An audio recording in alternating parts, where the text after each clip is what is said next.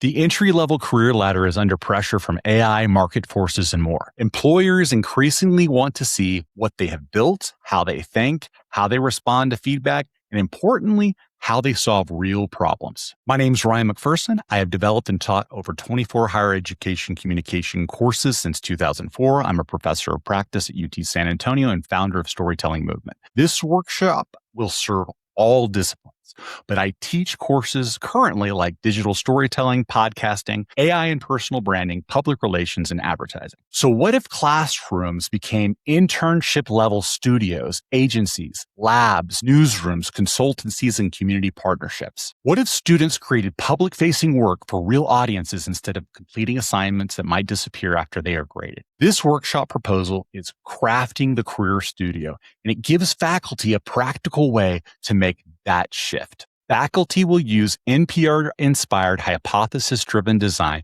to redesign one traditional assignment around a real problem, audience, and lasting value. Students move through the career studio cycle: creation, peer review, critique, revision, reflection, and the portfolio story. They improve work, explain their ideas, reflect on their growth, and learn how to discuss the experience in a future interview.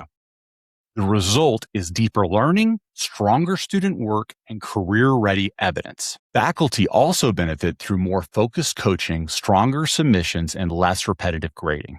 In this workshop, participants will redesign one assignment into a career studio project they can use immediately. Because the best assignments are the ones where students can tell stories about how they solve problems, and they can leverage those experiences in future behavior-based interviews.